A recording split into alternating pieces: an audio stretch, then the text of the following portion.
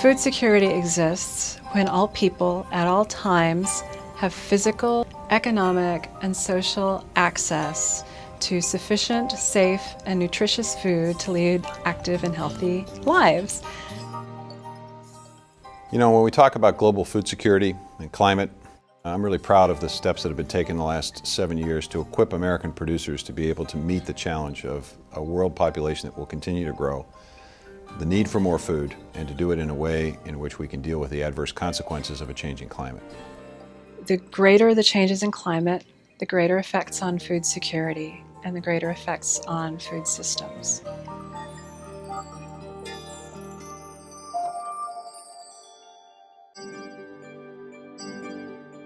We've had a tendency in the past to only focus on how climate affects the growth of crops. How will climate change affect the yield of a crop?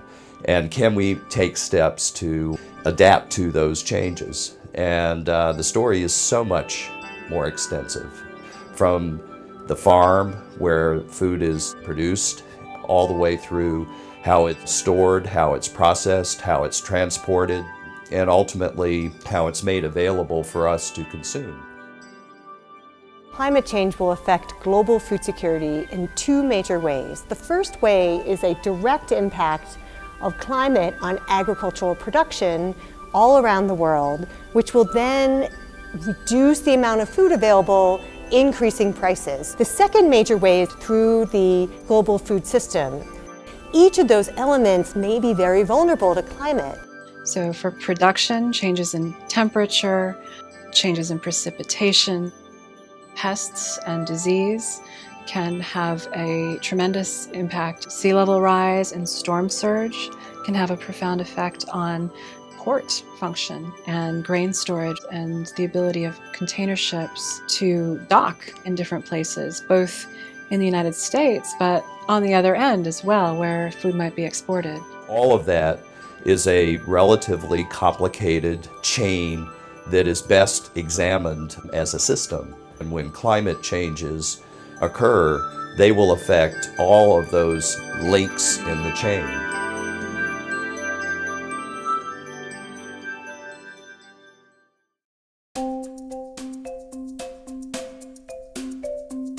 Adaptation to climate change is changing the way you do things in order to lessen the impacts of climate change.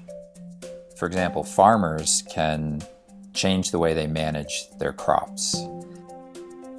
Irrigation is another adaptation measure that can have a positive impact, but it depends on the availability of water. But there are also biophysical limits. There are some temperatures that are just too hot for crops to grow.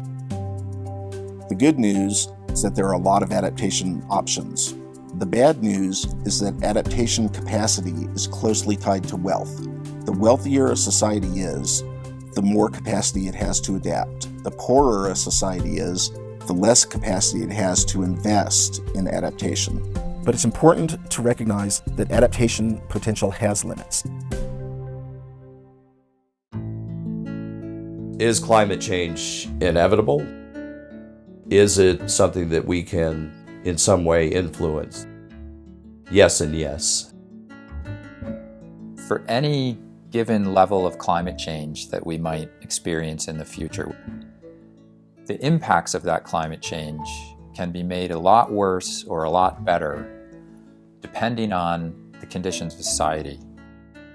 How fast population might grow, how much incomes might rise around the world, how fast technology might develop, how the nature of agriculture might change. All of these factors influence food security.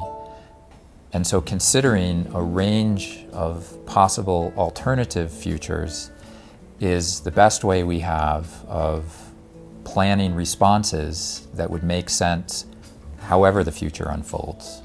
Climate change is likely to be detrimental for global food security. But there's a lot more to it than that. Climate change will affect food security outcomes in ways that matter for the U.S. They'll matter for U.S. producers and they'll matter for U.S. consumers, just as they matter for producers and consumers all around the globe. I think the fundamental responsibility of the U.S. is to lead. And then because of our great university systems, we are in a position to do a lot of research to be able to identify ways in which we can really move the dial. We've seen extraordinary productivity increases in the U.S. despite a changing climate. We need to share that information. We need to continue to be at the cutting edge of agricultural research, and we need to do it in a sustainable way. So a lot of fronts where the U.S. has, I think, a leadership responsibility and duty.